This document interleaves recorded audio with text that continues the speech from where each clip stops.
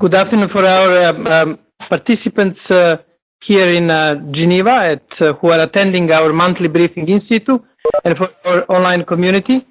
I'm particularly pleased to have this another occasion at the end of the month, last Tuesday of the month, to summarize the main developments in a very busy month of March.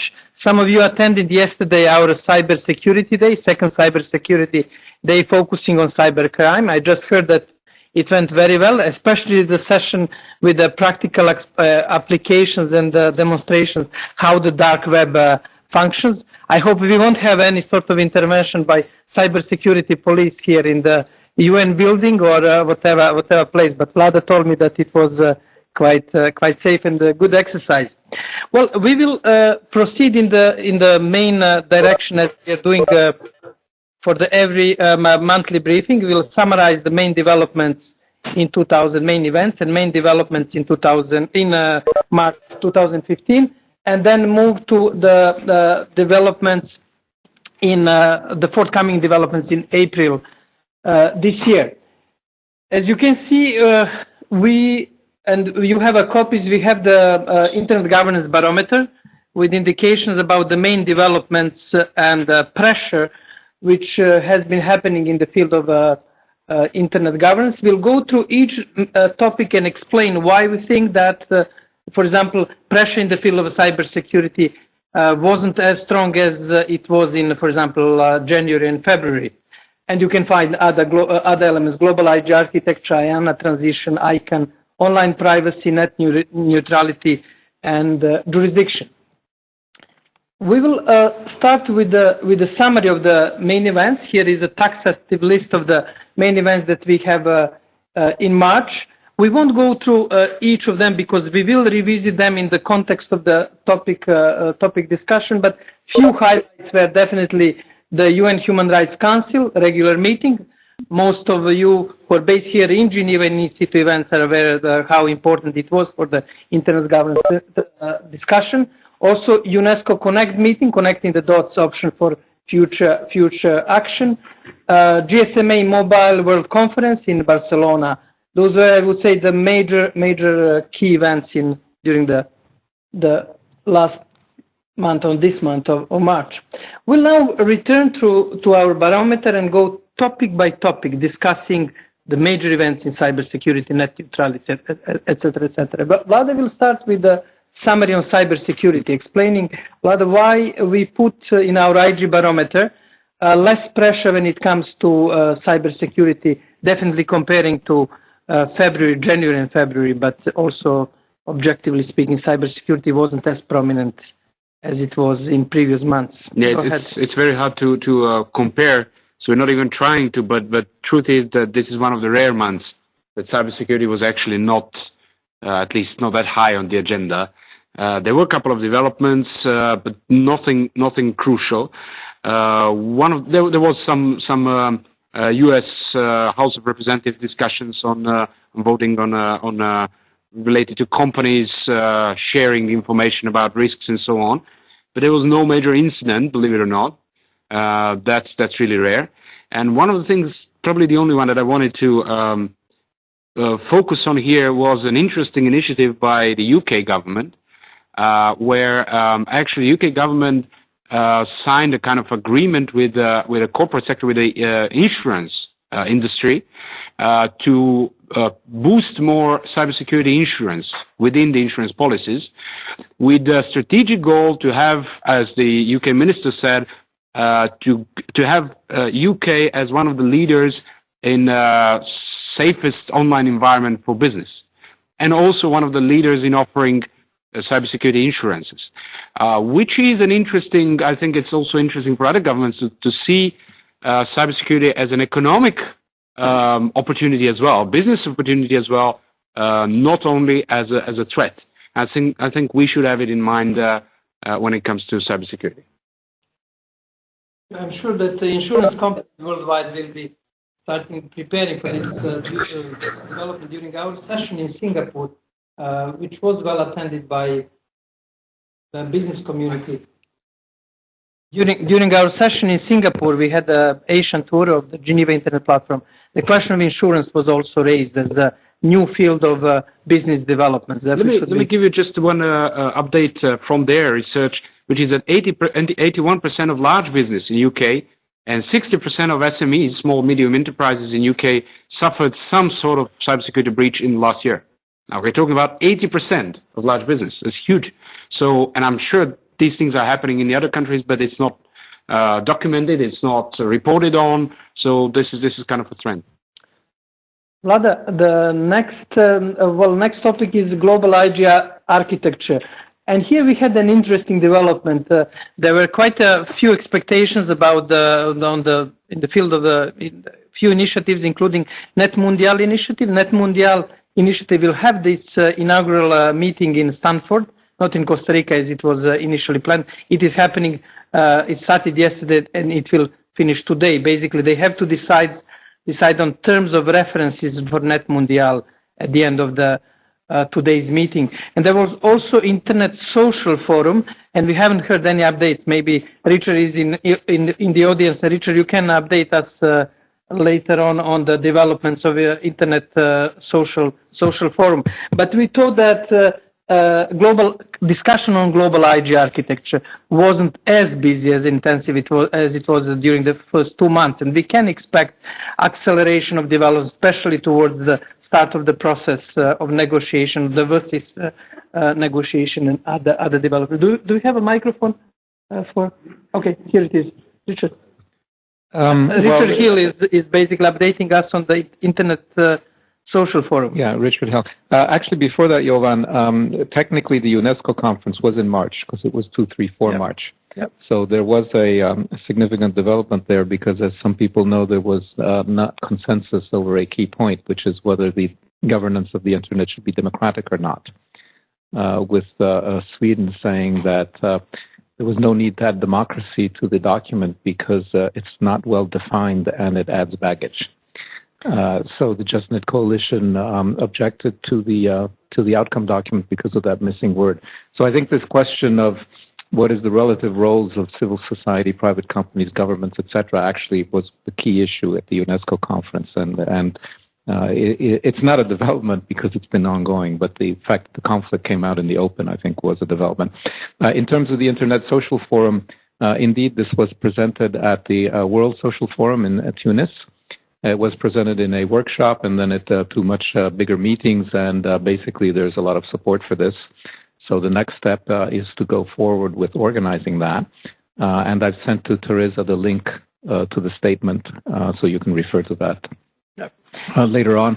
And basically this is looking for an Internet that is more equitable and more bottom-up, and is not subject to the monetization and the surveillance and the domination by governments and private companies that we have today. We're calling for an end to mass surveillance, an end to censorship, etc., those kinds of things.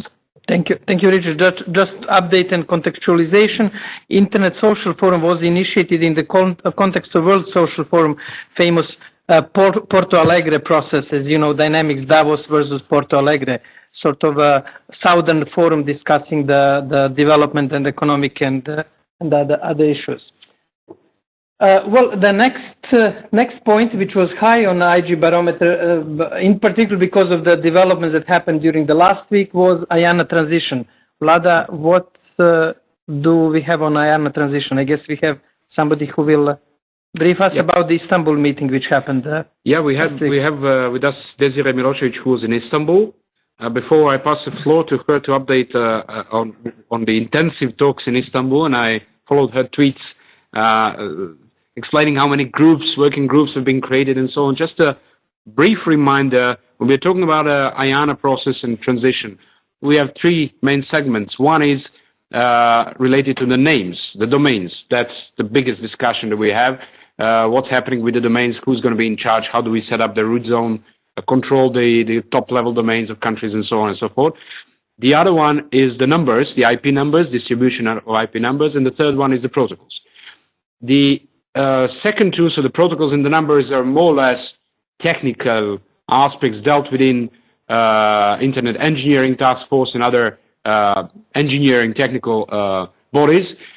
They don't raise as much interest as the names, even though the names are also quite technical. but because of the understanding that there is a top-level domain of a country or any kind of a business, it raises more interest. It seems like most of the discussions about numbers and protocols are doing quite well. So before the ICANN in Buenos Aires, which is in June, we are likely to have quite a well done discussion on protocols and numbers, but the names is something that causes a lot of discussions and questioning whether everything will be in time to be delivered to the US government before September, so that in September actually this transition can be made. Now I'm passing the floor to, you want to add something? A quick contextualization. This is a process which was initiated last year on the 14th of March with a statement of the US government, Department of Commerce, National Telecommunication Authority, which basically invited the global community to prepare the proposal for globalization of ICANN's function, basically addressing this question of the supervision of ICANN by Department of Commerce, which is currently happening. Therefore, U.S. government initiated this process on the 14th of March. There are some expectations that it should be completed by 30th of September this year, and the proposal will be in the place for the new structure, which will be replacing Department of Commerce, U.S. Department of Commerce, supervision of ICANN. And it is, as you know, one of the most visibly controversial issues in the global internet governance debate. And as you can see, there are already quite a few acronyms, and there is one paradox. The more you try to engage different actors and players, the more elaborate structure you have to create, and the more acronyms you have to use. Therefore, there is a paradox between inclusion and making it complex to follow. Therefore, but don't be put off by the acronyms. We'll try to simplify them and to explain what is it all about. One clarification. When we're talking about IANA transition, so this is a specific function, names, protocols, numbers, that is done by ICANN currently, and discussion about IANA transition is whether U.S. should be, how the U.S. or who else, if not the U.S., should be giving that role of IANA, if not to ICANN, to someone else who decides if it's not going to be U.S., and so on. And the other track is talking about accountability of ICANN itself. So currently ICANN is still liable to the U.S. government. They have a contract, a memorandum of understanding, or whatever it's called, affirmation of commitment at the moment. The question is, what would happen if any of the sides decide to break this contract or simply stop it, and so on. So what happens with ICANN and how ICANN can be accountable to its communities? So there are two parallel processes taking at the same place, at the same time. Over to Desiree. So Desiree was in Istanbul discussing the transition of the names functions of IANA. Desiree, the floor is yours. Thank you. Can you hear me well? Yep. You can. Okay. So thank you first of all, for laying out all the ground that I don't need to do a lot of catch up, and I could just go straight into the report of what happened last week in Istanbul. I was not privy to attend the CCWG accountability part of the meeting, but the Adobe room, I can confirm, worked well. So anyone interested in following how that work developed was able to participate. So I think that's really setting an example of a good and open process. As you have put on your slide, the accountability working group has discussed the changes to mission and core values, but the crux of it was really how to strengthen the existing independent review process, the AOC, and to give community more of a power to express their view as to how ICANN is run, and to establish a standing panel with binding outcomes. And they have discussed many ways of really not just spilling the board if they're unhappy with any action of the ICANN board, but fundamentally changing some of the bylaws so that community could have more of control of the ICANN actions. You can read online. There is quite a detailed report that's been published on ICANN website about the accountability working group. But what has really become obvious is that the work of the accountability work needs to really happen in parallel, and that the naming proposal that is being developed and the chairs of both working groups need to work much closer.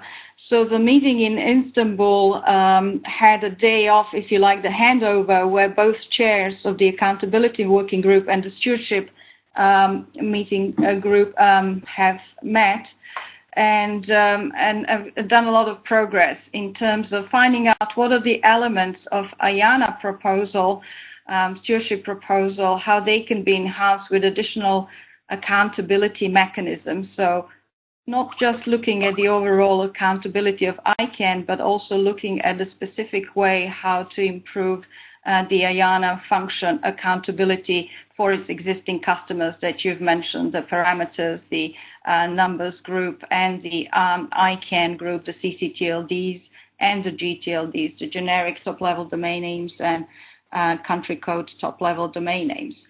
I must say that we have come to quite a huge progress that maybe not many participants were expecting in the last 2 days at the face-to-face meeting that took place in Istanbul on 26th and 27th of March. And I think it's due also to a very effective way that the group was formed. They have decided to have small design teams to look at separate issues, which then reported on the first day of the, back to the group. And there are new design teams that are still being formed to look at any of the outstanding issue.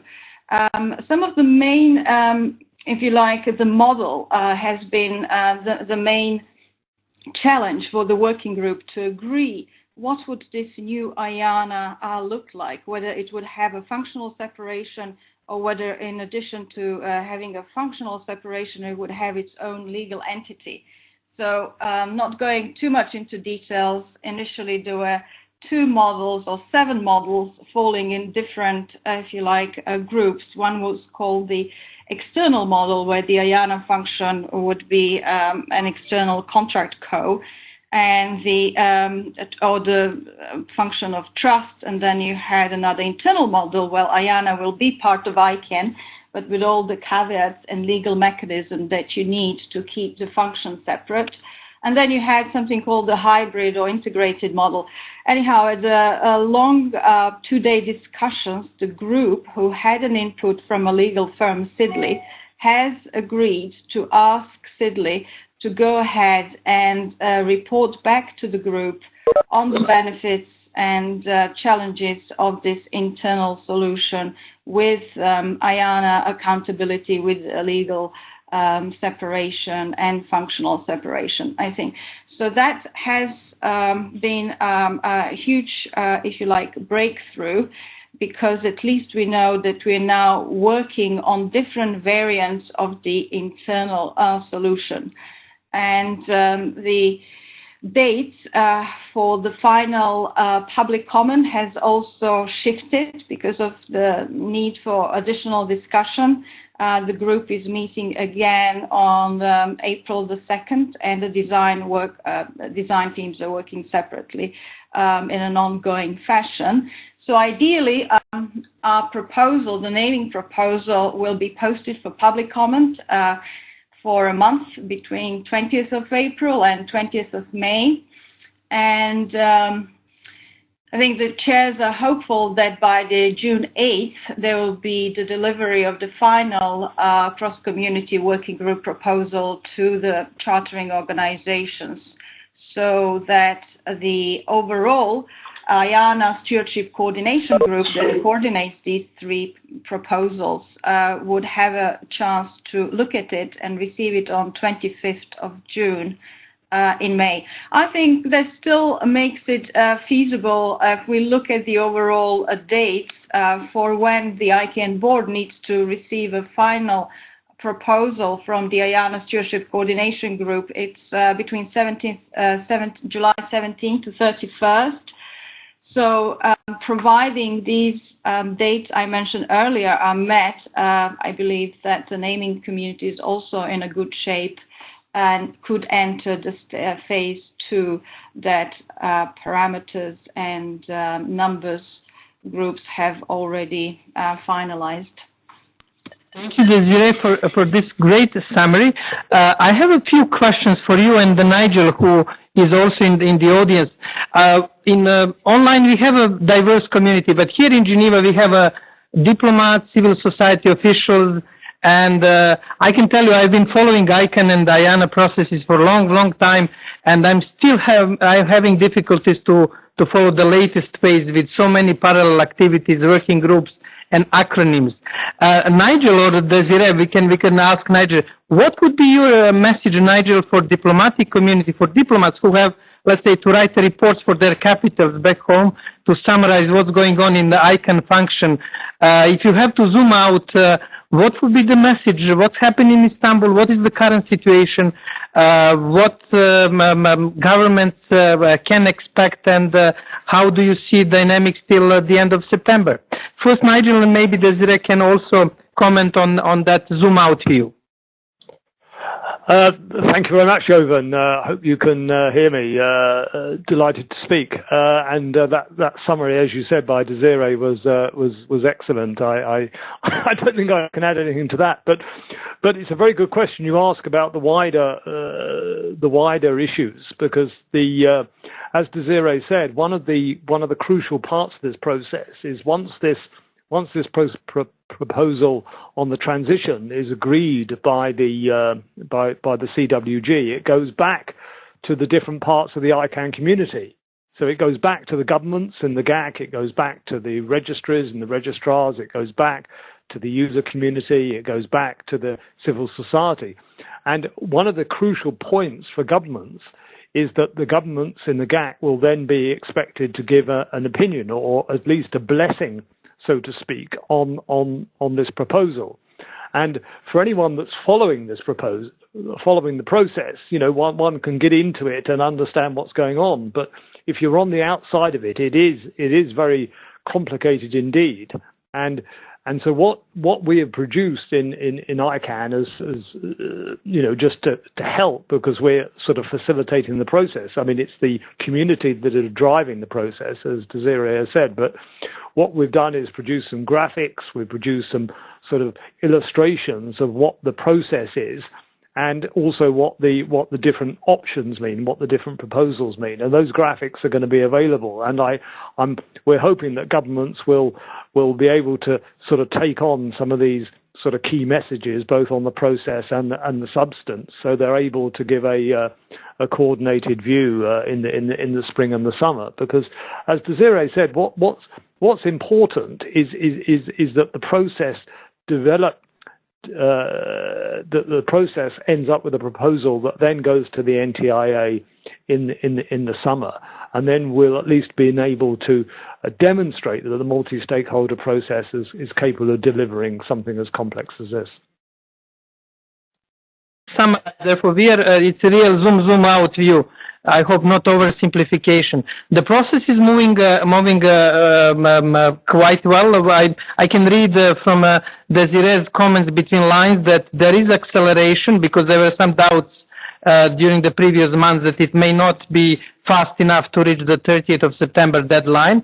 Just to summarize, the 30th of September is sort of the first expiration of the current contract. There were some indication that it may require more time for the community and for the U.S. government, in particular Congress, to come to some decision. Therefore, there is some sort of increased optimism coming from Istanbul. Therefore, communities have to agree about the proposal, pass the proposal to NTIA, the U.S. Department of Commerce entity for the telecommunication, and then, inshallah, some decision should be made by 30th of September. That's more or less zoom out view. Richard had a comment. We'll come later on in the comments, because we have also to zoom out, since we have to cover other topics from Barometer. Desiree and Nigel, please stay with us, and we'll have a later on Q&A session, and we'll hear comments from the audience here and the online community on this dynamics, which is now crucial for the for the IANA transition. We'll move to the next topic on our Barometer, which is online privacy and data protection. And I'm sure that audience here in Geneva is very familiar with the UN Human Rights Council meeting and the adoption of the resolution of right to privacy in the digital age, which basically introduced the question, the position of the rapporteur on the right to privacy. And he or she will be appointed during this year with quite an interesting portfolio of having the right to inquire, like all special rapporteurs on human rights, on the application of the existing instruments, mainly UN covenants and UN conventions dealing with the right to privacy. Therefore, this is in a way end of the long process, which started with the German-Brazil initiative in the UN General Assembly, then moved to the Human Rights Council. Human Rights Council created a report during one of the previous sessions, and now there is the establishment of the function of the special rapporteur for the right to privacy. Those of you who attended the meetings and negotiations, you know that there was the major focus was how much of digital will be in the resolution. That was the key, with some countries arguing that it should be just general right to privacy, but while other countries were focusing on the strong focus on the digital aspects of the right to privacy. And over the next few weeks, we will analyze the progress of the negotiation and do some sort of anatomy of the process, showing what is the major dynamics in negotiating a resolution of the right to privacy. This was the major developments, why we put it high on our IG barometer, with quite a few other activities on data protection, mainly on the national level. In Switzerland, in Brazil, Vlada, you may reflect on that. In Russia, in European Union, intensive discussion on data protection. We won't go into the details. You will receive the summary from us of those developments. But the key developments during the month of March was the introduction of the special rapporteur on the right to privacy. Next is a question of net neutrality. Vlada, over to you. Unlike last month when we had a major decision of the FCC, the Federal Communication Commission of the US, to basically introduce a strong protection of net neutrality into its mandate, this month we have seen a follow-up on that, which was a 300 pages document of FCC explaining what this decision actually means. And probably, except for saying that the provisions of net neutrality protection will also apply to mobile communications, not only to fixed internet, and the fact that they're not going to use all the possibilities they could use when it comes to this new mandate, which means control of the tariffs and other things. So they're not going to use that in case of internet providers. One specific thing which I think is a mark of a debate is that actually they said that net neutrality is now strongly protected when it comes, or paid prioritization, as they said. So there cannot be any paid prioritization of online content from the internet service providers to end users. That means everything that's coming to us as end users is going to come with the same pace without caring who is paying more. But when it comes to relations between telecom providers and content providers, so between Google and AT&T or whichever telecom provider, or between Hulu and Netflix and Verizon as telecom providers, they are not going to impose anything now. So they're still leaving an open space. They said they're going to monitor that case by case. They're still leaving an open space for specific agreements, if both sides want to do that, between the corporate sectors, the content providers, and the telecom providers. I think this is quite an important, because this still allows some option for specialized services, some future services that might actually be modeled differently and business-wise, but keeps a close hand of FCC to control it. Similar trends we see in Europe, as we are seeing the discussion about net neutrality rules in a telecom package, where, and even the Commissioner Ansip said that the EU approach is very similar to the FCC. So this kind of a part of specialized services is still open on the European level, allowing possible additional models to current open internet. But in Europe, it's not so clear which way it's going to go. In US, it's now very clear that FCC has a strong mandate to put a hand on if they see something is a paid prioritization, so to speak.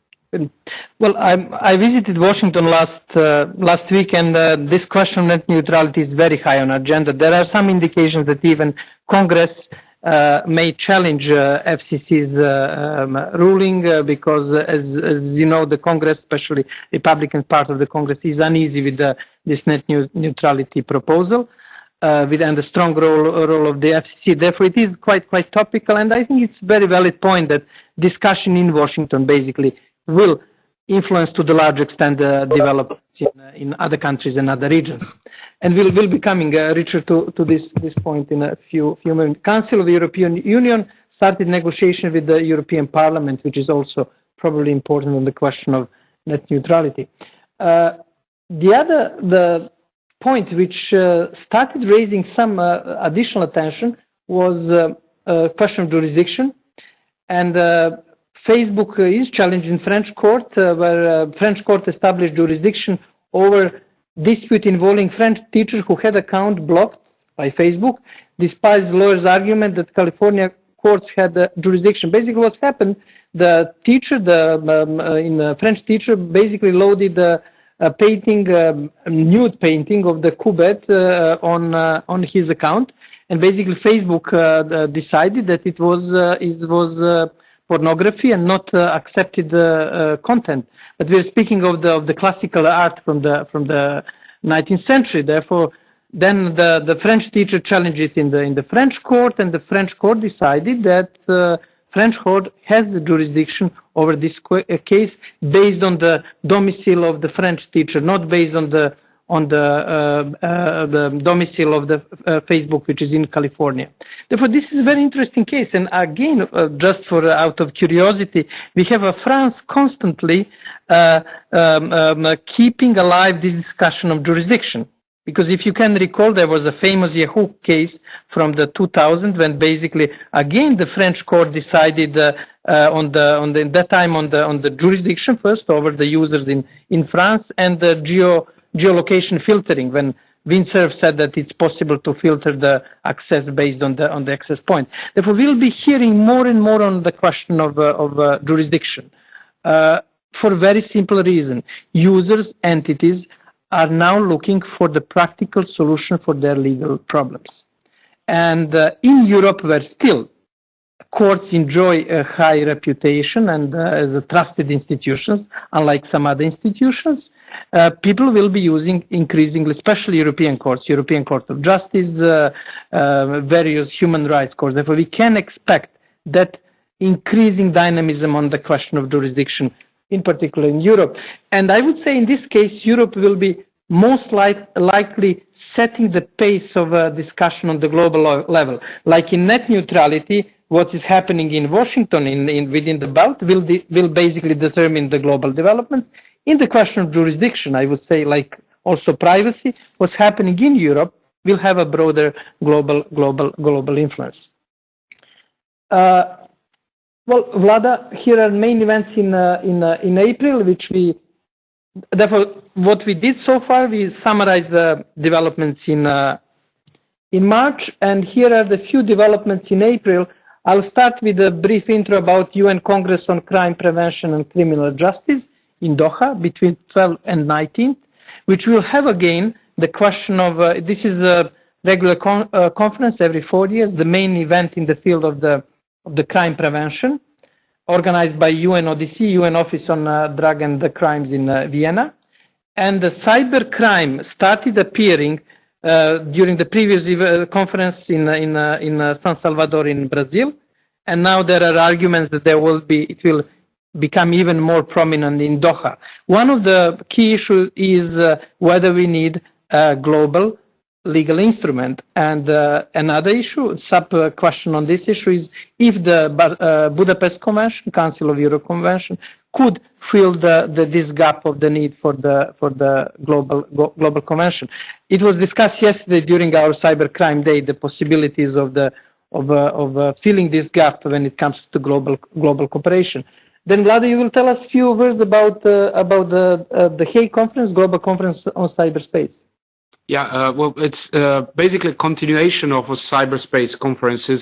Started, I think it was London first, and then I think it was Budapest, and then Korea, and now in the Netherlands, in The Hague, where currently the biggest focus of this conference. So the conference will basically gather a huge number of governments, officials, but also is now opened, and the Dutch have tried hard to open it up to civil society and non-government organizations and corporate sector, of course.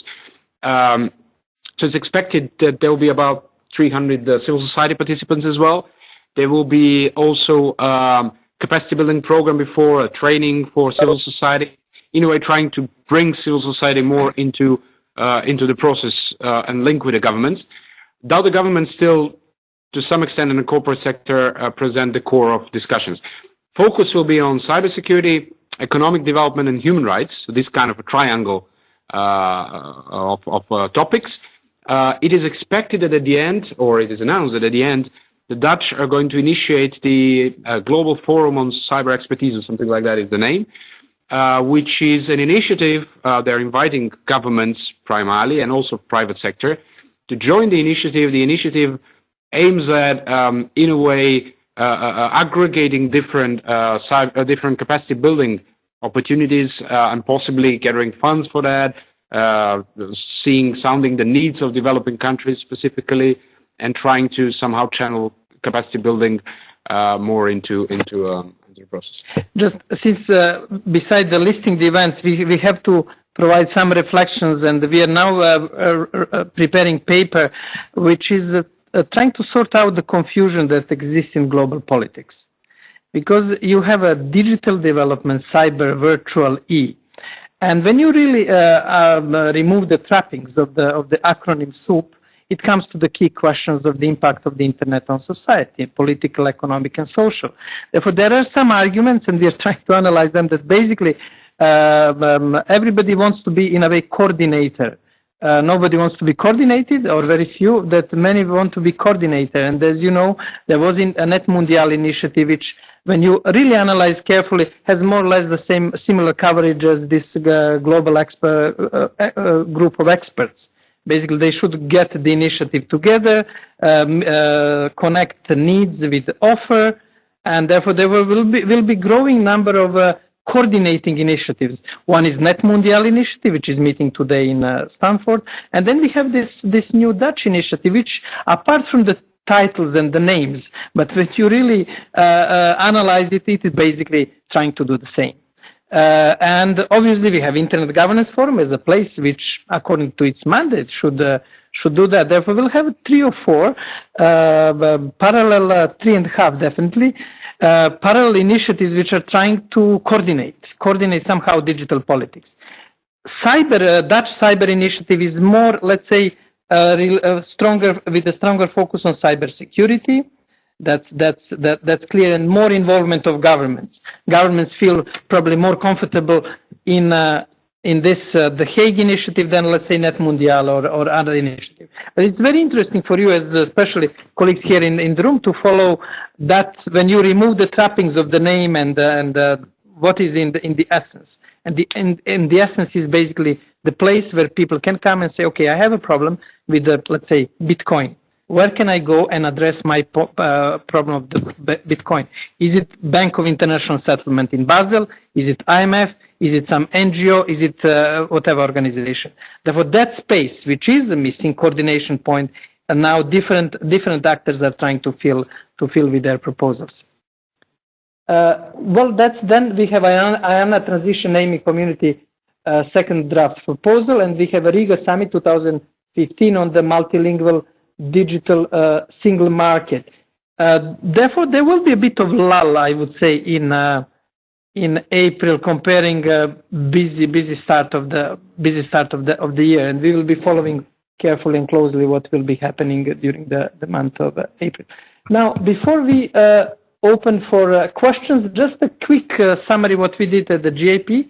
We had Asian tour, visiting Kuala Lumpur, Singapore, Bangkok, Jakarta, and we had also event in New York, basically discussing digital policy issues with policy communities in Asia, and last week in New York. And here is the one visual outcome from one brainstorming session, which came with interesting proposal on digital Silk Road. We had 15 diplomats from European Union and 15 diplomats from the Asia, and they were asked to prepare input for the Asia-Europe Summit, which will be held next year in Ulaanbaatar in Mongolia, discussing how Asia and Europe can increase their cooperation. And they came with the concept of digital Silk Road, and obviously Genghis Khan and Mongolia is very inspirational about that. But apart from that point, what is really interesting is the railroad which is going between Shanghai and Madrid. Now the train managed to connect two places, and there is also link Shanghai-Rotterdam. Therefore, some of them argued that we may have internet cables following the railway between Shanghai and Rotterdam. As you know, the telegraph cables were laid following the railway also initially in the UK and worldwide. Therefore, now, warn them that the Silk Road has already been taken by the dark markets, which are called Silk Road, so they should be just cautious on that. Therefore, we'll be sending you the update about this development, what's going. But I would say this is quite an interesting development in the digital field of creating a possible link between Asia and Europe. From the GIP side, I would like to alert you about our next course, which will start on 20th of April. It will go till 14th of June. It is just-in-time course on internet governance. The course will be built around the following of the political events, therefore the digital policy events, preparation for ICANN, VERSIS and other processes. Therefore, it will be the backbone of the course, and you will be, participants who will be attending the course will be basically receiving the updates around the major IG developments. It will be online with one in-situ event for lunchtime every Thursday. Therefore, you will be receiving, participants will be receiving materials, and then they will be accessing that. Last time we had quite an interesting and intensive course, which mirrored the policy development. Therefore, you're welcome to subscribe or to inform colleagues from your missions. It is open from developing countries, and we are trying to find some solution for those from developed countries who may be interested to join the course. Well, this is from the GIP, Asian Tour, the Digital Silk Road, and the announcement of just-in-time course for April, starting on 20th of April. Now the floor is yours for our community online and for colleagues here in the room. Richard, well, you will keep the tradition of asking the first question, of making the first comment. Thanks. Yeah, Richard Hill here. I had three separate comments, actually. I'll go in the reverse order. The first one is, as you mentioned, there are a number of these initiatives, and you mentioned the Dutch one. To me, at a high level, it seems like most of these are trying to bypass the United Nations and its various specialized agencies. Now, to some extent, that's understandable because we're not seeing that much progress in the UN. On the other hand, to some extent, it's the same countries that prevent progress in the UN then launching these other initiatives. So one may be a little bit suspicious about what the actual motivations are. On the FCC ruling, actually, I don't think this generalizes very well to the rest of the world because the telecommunications environment, regulatory environment in the US is very peculiar and very old-fashioned, and that's why they had to take the particular approach they did. And Vlad, I would add to your excellent summary, one thing that I found very important is that they decided not to do local loop unbundling, which everywhere else we have, well, not everywhere, but most everywhere else we have local loop unbundling. And they specifically decided not to do local loop unbundling, which is very interesting. Well, it's basically opening up the network that was built by an operator to everyone else, to the competition to use under certain circumstances, which, as you said, US is quite particular that it's the only, probably one of the rare countries that has never done it. Maybe it had an impact in developing telecommunications back then, but now, according to even the US people, The prices are the biggest in US, very high. There's very few competition when it comes to telecom providing and stuff. So, but they decided not to change that, even though they could possibly now with a new mandate. Richard, third comment. Now on ICANN. So for me, I'm following this very closely. For me, at the highest zoom up level, which is what you asked for, I hope, Nigel, I'm not shocking you if you're still there. We're now exactly on course to have the outcome that NTIA wanted at the beginning, which is the status quo. That is, ICANN will become completely independent, will not have any significant changes, and everything continues.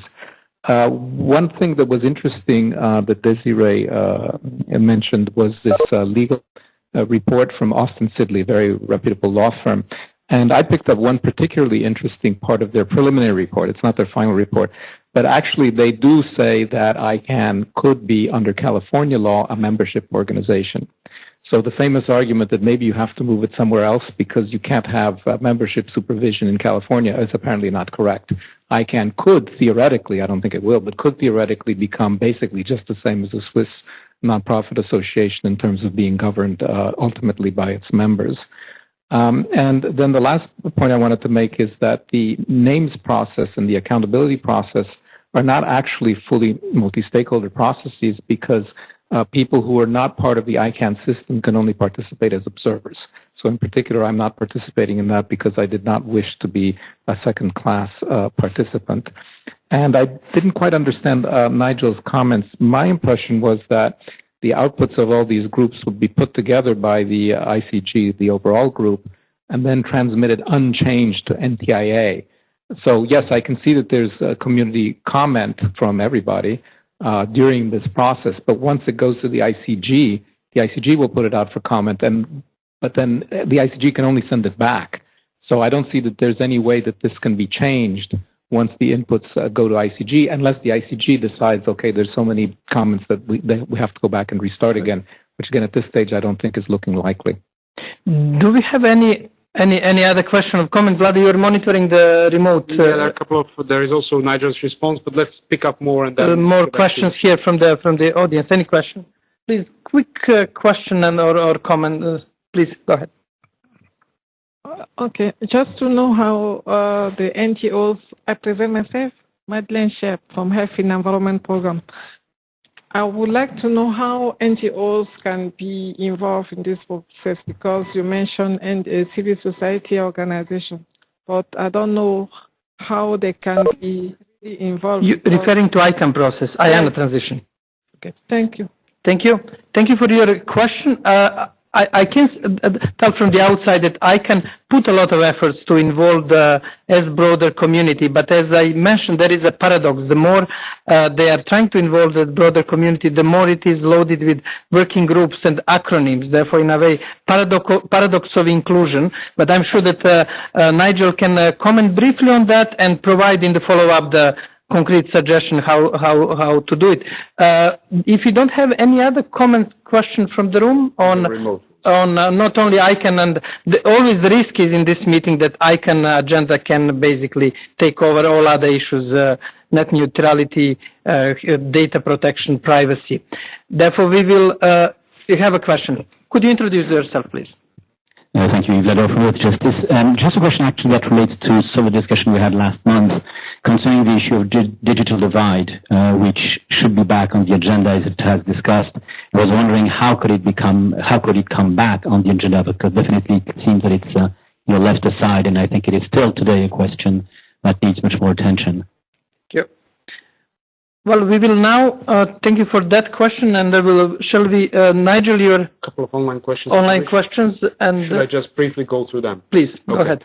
So, there was a good discussion online. That's one of the benefits of being remote or online, that you can also discuss with the others without interfering with the panel.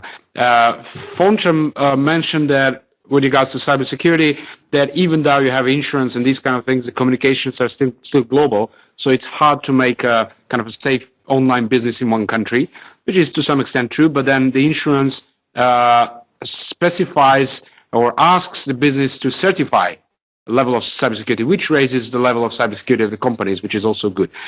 The other comment was also from Fontram later on the the role of the IGF and GIP when it comes to IANA transition. And Nigel said that there was no specific suggestion coming from the IGF officially to the IANA transition process. But there are a lot of people which are involved in the IGF, and there are a lot of sessions at the IGF, and some feeds into the IANA process. At the same time, GIP is simply a hub collecting inputs and possibly transferring some of those into discussion in these ways. So nothing more than that. We are a neutral platform, right?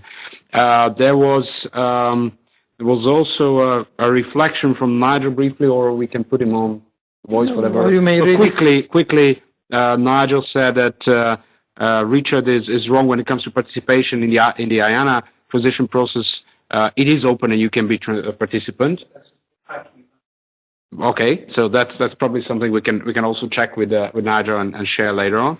Desiree said again, response to Richard, that change you can for CCWG, which is one of the coordination groups for accountability, if I'm not wrong, fully participate as a participant observer. Yes, as an observer. As an observer, okay. Not the same. Okay, Desiree said it's your choice if you wish to participate as an observer or a full participant. So full participants were named by the ICANN. Yeah, now she said it has been changed, but we can check them back with them. I think that's. Sorry if I missed anything. That's more or less it. Yeah. But apart from this, zoom in on ICANN, which we will ask Nigel and Desiree for final comments. Is there any other question on the other issues on net neutrality, data protection, privacy? This question of global IG architecture, which is looking for the coordinating point, clearance house for the digital issues. You can think about that. In the meantime, I would like to invite Nigel for quick comments and Desiree on both answering the Richard's question and also general comments to the issues that we raised on ICANN and the IANA transition. Participation. Go ahead, Nigel. I'll be exceptionally brief. I agree. ICANN sucks too much oxygen out of this excellent debate, and I want to say that the most significant thing that has come up today, of course, is the excellent result from the Human Rights Council, and so I think that's to be applauded. A lot of work by a lot of countries, and indeed the Special Rapporteur has got a unique responsibility and opportunity, and that is very important. I'll provide sort of chapter and verse in links on how you can participate in the various processes. But all I wanted to say is that, yes, I mean, I take the point. It is complicated. And but you can follow it online. You don't have to be physically there. And there's very, very good tweeting by Sam Dickinson. She tweets on everything, and she provides full reports. And so I think there are ways of following it and participating. And we want it to be. We're facilitating the process. We want it to be diverse as it can be. And just to Richard, I mean, clearly, I mean, the solutions coming forward in terms of replacing the board, if there seem to be in not acting in the community interest, I think there is a lot of positive work that's going on. Thank you. Thank you, Nigel. Desiree, would you like to make concluding comments? I would just like maybe say briefly two things. And that is, one is that these accountability mechanisms that are now being initiated by the IANA stewardship transition process might be missing for a long time within ICANN, and I think it's a good thing that we will have some good community mechanism to redress any issues. So if you like, the board will not only be the last word of and the executive power. So I think that's good news. And on the naming part, I do think that the capitals and the GAC members who are very active in ICANN are looking for some clear text. And I would just urge everyone to look at the public comment between 20th of May and 20th and 20th of April to prepare and understand there are going to be a lot of compromises made, but I think even among the naming community itself, outside the the advisory committees, and that one should really take this opportunity and look at 30th of September as a way to move things forward rather than maybe significantly, so that WSIS 10 Plus could then focus back on real discussions on development and the agenda it should dedicate its time to rather than IANA. Desiree, for a few keywords, and you mentioned that we had a question of digital divide by our colleague here, and I think this is important to see how to synchronize the post-MDGs discussion with the WSIS plus 10 discussion. And because the underlying theme of the WSIS 10 years ago was development. And I think revitalizing and regaining momentum on development agenda will be the major challenge. In spite of the high importance of ICANN-related issues, I think that sometimes we miss the forest for a tree, because we are focused on the ICANN issues and we lose that broader perspective. And we'll provide updates on this question on the bridge between post-MDGs, the negotiations, especially in New York, and the WSIS plus 10 negotiation, and other initiatives which are coming, including the Dutch initiative, which has a strong focus on development, Net Mundial initiative, and other issues. What was the second point which was interesting is the compromise. Desiree mentioned this word, which is sometimes tainted in the different communities worldwide. As those of you who know me, I'm trying to revitalize relevance and ethical value importance of compromise. And we'll need to make quite a few compromises, hopefully healthy compromises, not messy and sort of broken compromises, in order to move this discussion forward. Vlada, you had a comment. Yeah, I wanted actually to invite all of you, since sometimes we don't listen to what actually topics that you might be interested. Let us know, send us an email of a specific angle of IG discussion, digital divide, and other issues that you might like us to cover in the next sessions. So just help us fine-tune towards your interest as well. Thank you, Vlada. In concluding remarks, I would like to thank all of you here in Geneva, our online participants, our great team, which includes Vlada, Stephanie Psaila, who is based in Malta. She's enjoying, I'm sure, some sun in Malta, who is preparing background reports. Roxana Radu, who is she's today with us here, and Ginger, who is in the United States. We have a small team who is monitoring the developments, having quite a detailed analysis. Therefore, this is the summary of the detailed analysis of what we call IG Observatory. Therefore, we'll be sharing some summary indications from IG Observatory.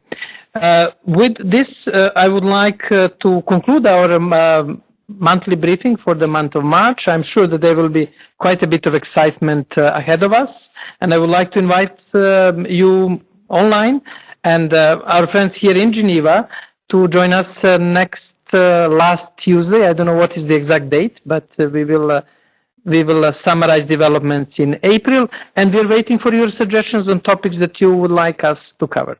Thank you very much. All the best. Thank you.